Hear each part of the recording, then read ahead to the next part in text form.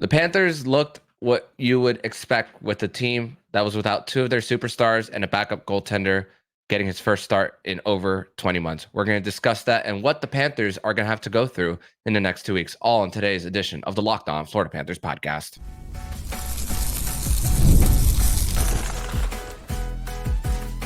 You're Locked On Panthers, your daily podcast on the Florida Panthers. Part of the Locked On Podcast Network, your team every day. And welcome into this Sunday, October 13th edition of the Locked On Florida Panthers podcast, part of the Locked On Podcast Network.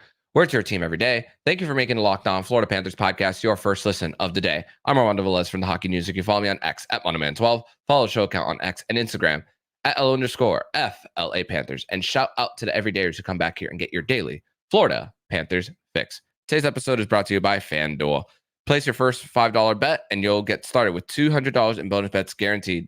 Visit FanDuel.com to get started. So, Florida Panther fans, grateful to be back here on another edition of the show where whether the Panthers are going through a Stanley Cup championship, a 4-game losing streak, or a parade, or even going through their fair share of injury woes throughout the season. Once again, grateful to be back here to discuss everything in the world of the Cats. And coming into this one, 3 games into the season, banged and bruised already from after a relatively healthy training camp, which Thomas Tkachuk was the only one who had an injury after that first preseason game, and then the injuries started mounting for the Panthers after that, with Boquist taking the puck to the face in game 1. Thankfully, he was able to return to the lineup. Matthew Tkachuk missing with an illness, and then we got the news about Aleksander Barkov, which we'll discuss more in segment number 3 here on the show. But no Barkov, no Tkachuk. Spencer Knight's first game since February 18th of 2023, and the Panthers really for this one, it was a little bit of an encouraging start with their ability to get more of the shots on net. 10-6 in the first period. Even with the Buffalo Sabres getting their own fair share of possession with 16 shot attempts at 5-on-5, only 6 of them landing on net, and only one of them being blocked for the Sabres for them. So that's another one for the Florida Panthers that is you think about when the Sabres in the Panther zone, being a little bit hesitant. They stopped being hesitant once they got really a lot of control in their own end, where towards the latter part of the game, the final 20, really it started after the Panthers let those 2 goals in the matter of 41 seconds. Getting off to a great lead, Nate Schmidt scoring on that 4-on-3, which Greer set him up very nicely in the high slot as Nate Schmidt was trailing on the play and then scoring. But then you think about Erod loses the puck, puck goes to the corner, you throw it something from the corner to the net, and then bouncing puck, and then Greenway scores, and then Nico Mikkola reaching with the stick instead of using body on Tage Thompson, then turning on the burners and then scoring from there. And Tage Thompson, he's a 40-goal scorer. Even though there was a little bit of a drop off last year, we see the talent and what he was able to do in that season to get him that mega deal that he had in the very next offseason for him. So that is what you can expect from a team that's desperate in Buffalo, where they were 0-3-0 going into this. And if they fell to 0-4-0 against the Panthers team that was battered and bruised, there would already be panic there. There's no panic in Sunrise neither, thankfully. They're 1-2, the same record that they had through 3 games last year. And hey, look what happened. No guarantees this year, but it just goes to show of the ups and downs of a season, and the fact that once again, nobody's going to feel bad for the champs.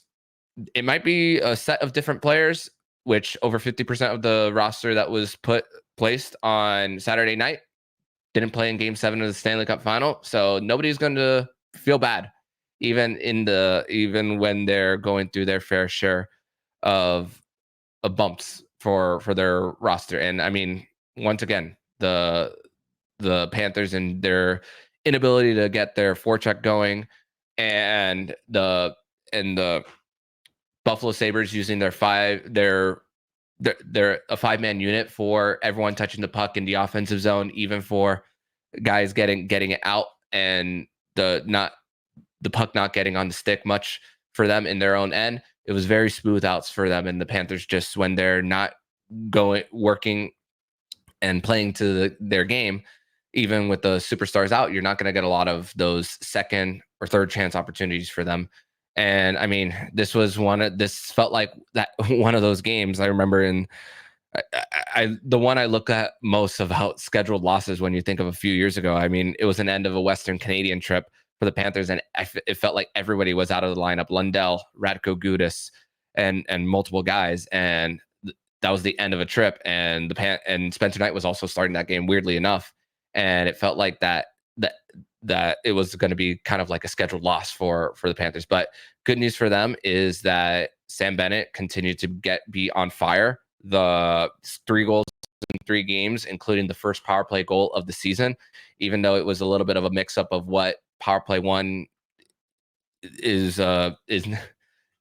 currently versus what we anticipated that it was supposed to be. But hey, the Panthers 1-10 now on the season, not necessarily good statistically, but that you're not going through that you're not going through that big drought that they had at the beginning of the 2022-23 season there for them. So that's a big deal that they're not going through that over, and there's a little bit of confidence now with I mean, they did it with their power play quarterback in Adam Boquist in the mix for them.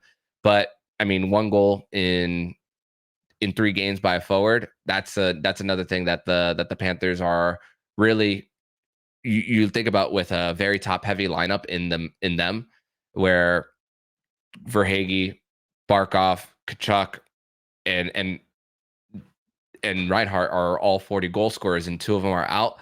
You think of those 2 are the guys who you depend on most in a game like this. But even Sam Reinhart, great opportunities as a shot that went off the post, very anticipating it in the zone, whether he has time to continue to drive and not and let the goaltender hesitate a little bit more of whether he's going to move up or whether he's going to go for something on above the shoulders as well.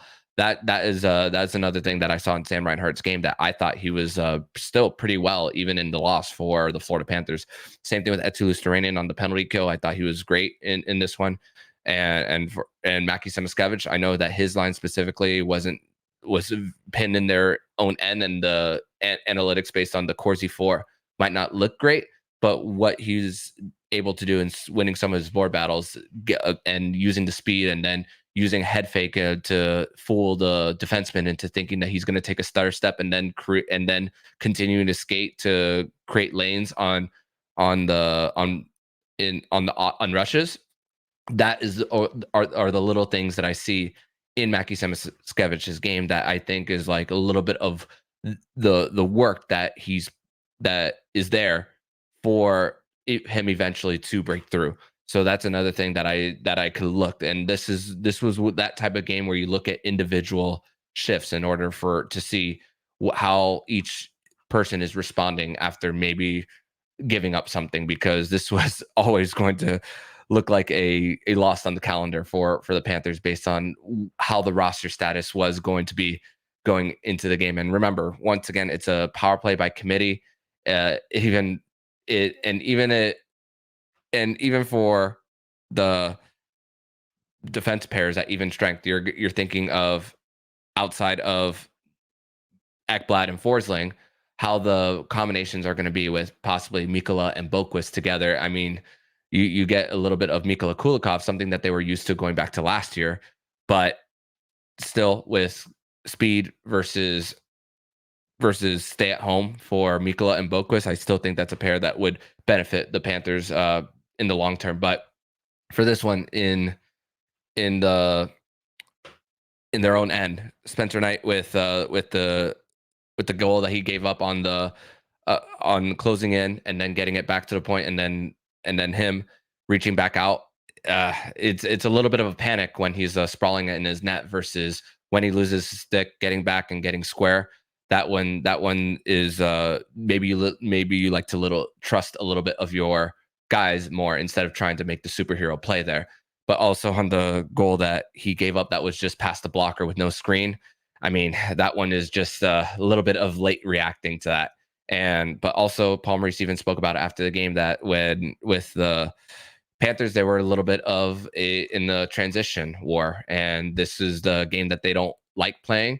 And little mistakes here and there, even if things look great as far as puck support, those mistakes can end up in the back of your net. And just once again, when when you're have the puck the majority of the time and in the beginning, and then little mistakes and then sequences where it's just like less than a minute of just two goals going in, it's a big mental shift for a team. And also Maurice speaking about Spencer Knight of the goals that he might want back. So that definitely, Paul Maurice definitely acknowledges that that's something that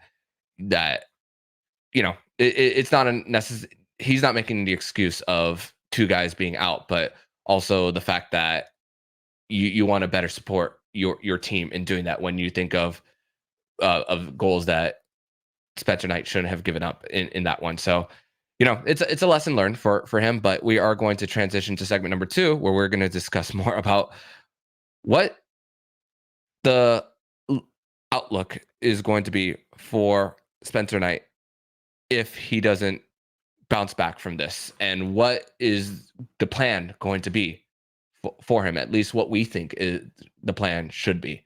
We're going to discuss that more here on the Locked On Florida Panthers podcast. Today's episode is brought to you by FanDuel. And hey, NFL fans, you can start the season with a big return on FanDuel, America's #1 sportsbook. So when you get a hunch in the middle of the game, you can check out the latest stats, view live play-by-play, and so much more on the same page where you place your bets. You'll get started with $200 in bonus bets guaranteed when you place your first $5 bet. Once again, you'll get started with $200 in bonus bets guaranteed when you place your first $5 bet. And you can do that all at FanDuel.com.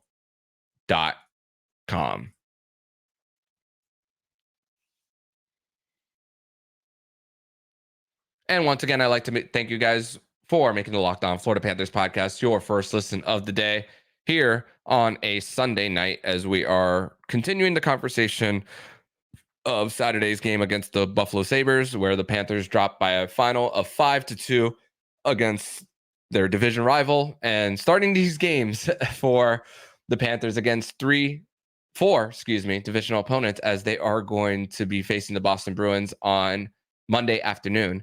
And for the Panthers, getting them in this position for not only the injuries, but putting in their backup goaltender into the mix. I mean, credit to Buffalo. Their first and third lines for them were extremely strong on the pucks. I mean, not only we spoke about Tage Thompson, but you think of what the impact of a guy like Alex Tuck, an upstate New York native, has done for that team. Ryan McLeod, a center who has Stanley Cup final experience for them. And also Spencer Knight also had an incredible save at the end of the first period to prevent it from being 3-1 at the time. So you think of Spencer Knight in this one, most of his quality saves really came on the high danger stuff. But it's crazy to think that Saturday, the majority of the goals against were of the medium or low danger shots for him. And it's really really discouraging when that's the kind of performance on a night where the Florida Panthers had Patrick Giles making his NHL debut. Once again, congratulations to him on taking his rookie lap and getting his first game under his belt after all that, after a great preseason for him. But for the Panthers and Spencer Knight, you're thinking Bob has had his fair share of postseason games and an extended playoff run, 2 in a row for him. And, with the Panthers and Knight, you're thinking a lot of money committed, $15 million almost between the two. And you're thinking he is 20 games away from his waivers exemption no longer being a thing. You have to be based on his signing age, and seasons that he is currently under. He'll have to surpass 5 seasons or 80 games. Right now, he's now in the 60s for him. But the Panthers in this position where next year you're going to have where both of them are in a contract year, no matter what, that waivers exemption is no longer going to be a thing next year. So you got to play him the games either way to at least get an idea. And his answers to the media are very mature, very even keeled. He is answering your answers like a typical goaltender. And, you know, a lot of them are going to say, oh, you take it game by game.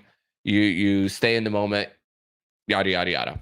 But when you're not playing your first game in 20 months, there's going to be the nerves are going to hit.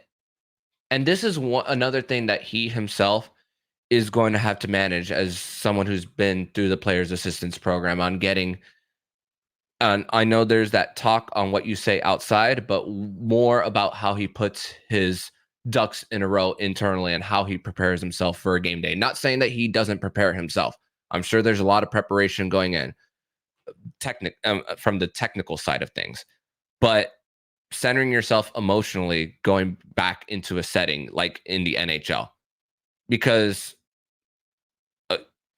it's been 20 months might feel a lot longer for him going back into an NHL crease. So that is another thing for what he has to process, also what the Panthers have to process, and what they're going to go in the direction, because imagine this doesn't improve and you are going into that contract year with so many questions. Do you make a panic trade, a panic waiver claim? I mean, with the Panthers and things clearing up a little bit in their cap in the next year, with Yandel's buyout being completely off the books, they don't have to pay a performance bonus on their cap next year, and it's going up. Do they go in a position of carrying 3 next year? I mean, you're also stuck in a little bit of a pickle where if you trade Spencer Knight while Sergei Bobrovsky is towards the tail end of his contract, even if you get like a first round pick or 2, then who's next in the pipeline, or what do you get in exchange in a goaltender back if you're just trying to clear up that cap space? So the Panthers, it seems like in this position, are going to have to ride with this contract and with both of them on the books, and just get him in game shape. And Spencer has succeeded in different levels: USNTDP, college, World Juniors, and we should not freak out over one game.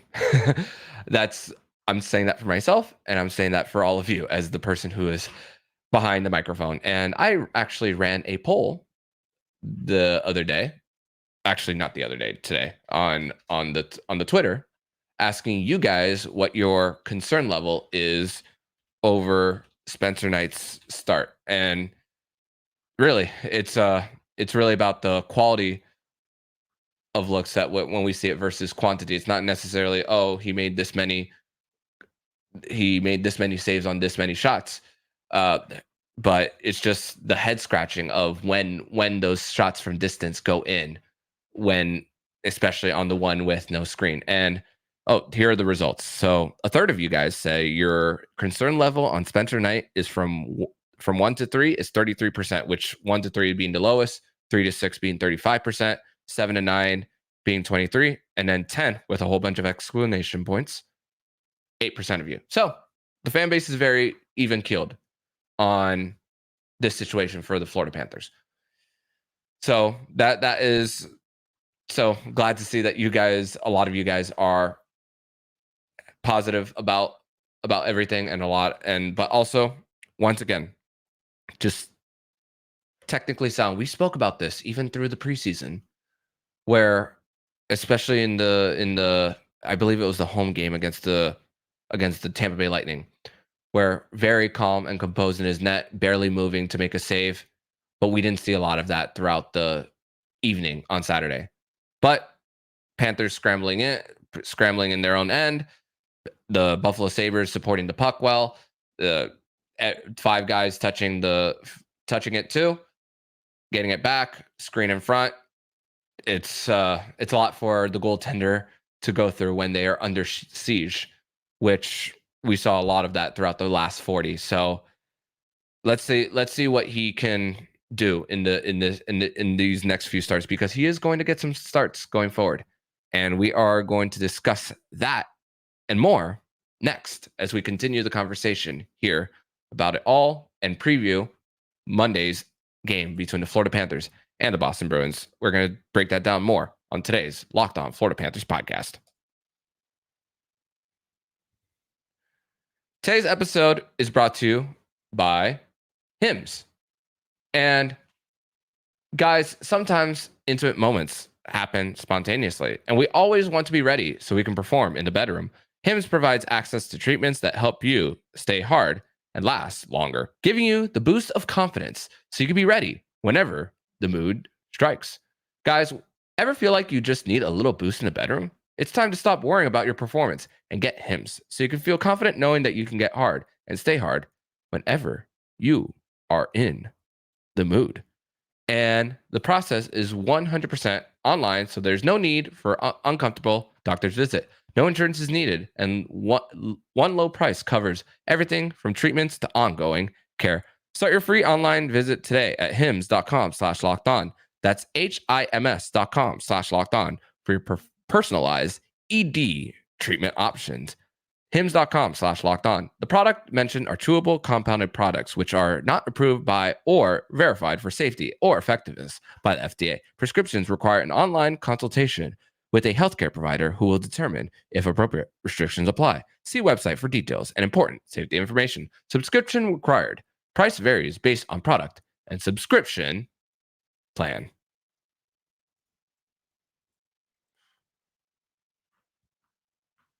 Third and final segment here on this Sunday, October 13th edition of the Locked On Florida Panthers podcast. Thank you once again for making the Locked On Florida Panthers podcast your first listen of the day. And you know what's the great part about this for the Panthers, for Spencer Knight in general?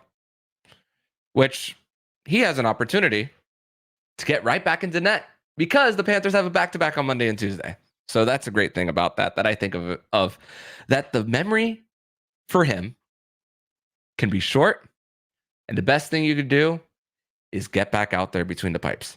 And the Panthers, they will have to navigate a lot throughout the next few weeks. We don't know if Matthew Tkachuk is going to return yet on Monday afternoon against Boston. And we don't necessarily know the exact date that Aleksander Barkov is going to be back. Paul Maurice did talk about 2 to 3 weeks. There's an opportunity that he could suit up and play in the Global Series in Finland on November 1st and 2nd, which the paper transaction for the Florida Panthers was going to have them 11 forwards on their active roster, which Tomas Nosek not playing yet. He's on LTIR, which helped the Panthers call up Patrick Giles. So even though Matthew Tkachuk was ill, you could still possibly roll with 12 forwards on Monday afternoon against the Boston Bruins.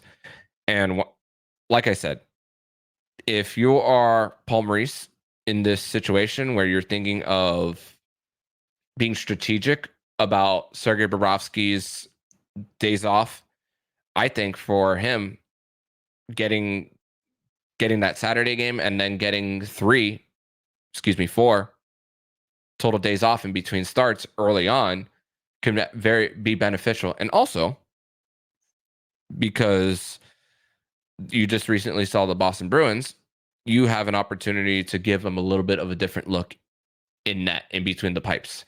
So that's another thing for the Florida Panthers to put out there, to put Spencer Knight out there. And also the Sergei Bobrovsky, it feels like every time the Panthers have an opportunity to face the Columbus Blue Jackets, especially on the road, Paul Maurice has also put Sergei in between the pipes for that. And that's another thing that I've noticed in that. And for the Cats here, once again, they're 1-2 to start the season. Something they went through last year. We saw the Boston Bruins sign Jeremy Swayman. They didn't start him on opening night, but has looked incredible in his last 2 games. The Boston Bruins score 6 goals in their first home game against Montreal, and then defeat the Los Angeles Kings in an overtime winner, where Matthew Tkachuk was also back for the Bees in their Saturday game, and also the back in the environment that the Panthers have won both of their clinchers in, with Gustav Forsling scoring on that rush off the rebound through the legs, I believe, of Brandon Carlo, if I'm not mistaken, and then past Swayman. And then the year before, Carter Verhaeghe scoring that game winner in Game 7. The crowd for the Boston Bruins for Columbus Day / Indigenous Peoples Day / Canadian Thanksgiving, it's gonna be a wild crowd there for the Panthers going into that environment. So it's gonna be a lot to navigate in these next 2, as it's early for the Panthers to get a back-to-back. A lot of it's funny because there's a lot of conversation on why some teams have a lot of back-to-backs to start, why some teams don't. The Panthers thankfully have open availability for their arenas, so they don't have to be so compressed, while the Boston Bruins, their back-to-backs are very spread out. But once again, this could be beneficial for the Panthers going into the next month of the season, even though they start on a back-to-back in Finland. But for LTIR reasons, with the whole rules of 24 days or 10 games with no check return coming before that. So there's that ability to still have that stability on the roster, with sending Patrick Giles down, who is still waivers exempt. So there's a way to still bring in reinforcements, not lose guys, still keep things afloat while they're trying to get through this. Let me pull up the schedule real quick to see what other back-to-backs they have. I personally look at one month at a time, or 1 week at a time, excuse me, for the Panthers here. But you have quite a few in the next few weeks. But in November, after the Global Series, the only one they have after that will not come until Black Friday, Thanksgiving weekend, where they have that back-to-back against the Carolina Hurricanes, starting in Raleigh and then coming back to South Florida for the second end of their home and home against Carolina. So things are going to be more spread out, and it's going to be tight throughout. And mentally, how the Panthers are going to put themselves in. But with the leadership on the roster, thankfully, that is the positive that is coming out. And maybe the illness is only a 1-game thing for Matthew Tkachuk. You never want to judge. They're very closed off on how they are when it comes to injuries in the NHL. So we just don't know how long they're going to manage through. But for the Cats, it goes back to one quote that Paul Maurice said during media day. And it was, and I'm going to paraphrase it, is that they're going to lose a random game to said opponent who will likely not make the playoffs. And people are going to see that as a Stanley Cup hangover. And they're going to look at it as just another day in the calendar for them. No one day is the same as the next. So in this situation, that's what the Panthers need to look at, where thankfully they're starting on the road.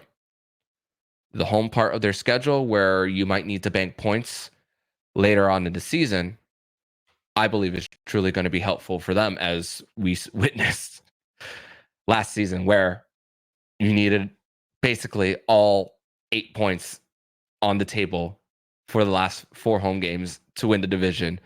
And that made a big difference in seeding and then just overall getting started with their playoff run then. So the road heavy schedule might look very, very challenging right now for the Cats. And we're used to this. The Panthers, obviously, their goals per game when Barkov is out of the lineup is about 3/4 of a goal less, which is a lot when you count that for a whole 82 game season.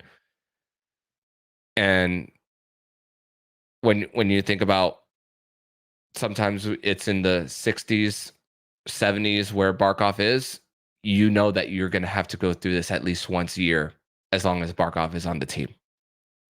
So, once again, this is where we truly see where the guys like Anton Lundell make their money.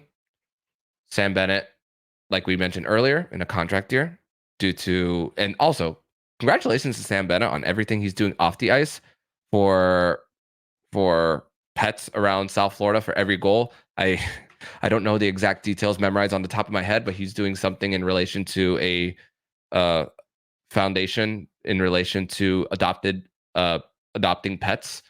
So congratulations to him on what he's doing off the ice as well.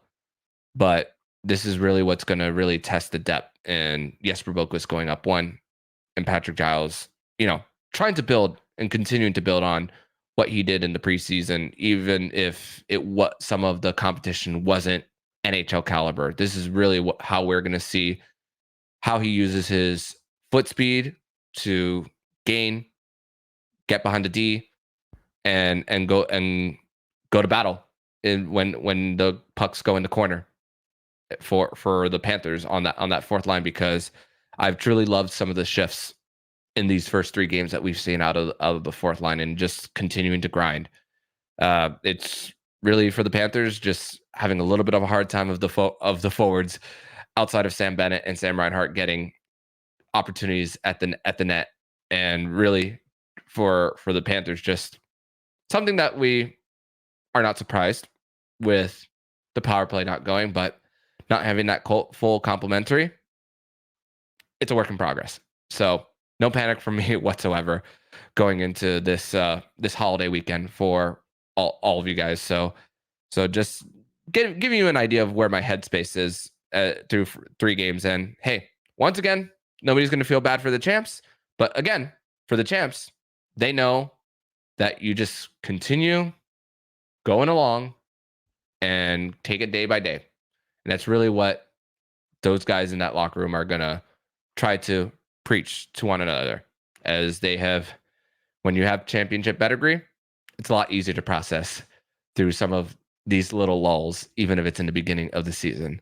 But that's going to do it for this edition of the Locked On Florida Panthers podcast. Thank you once again for making the Locked On Florida Panthers podcast your first listen of the day here on a Sunday. On tomorrow's edition of the show, we are going to have an immediate post-game reaction to the Florida Panthers versus Boston Bruins game from TD Garden. We're gonna provide that to you on your podcast feeds as soon as the game is done. So join us then, as you will have a late afternoon / early evening podcast on Monday.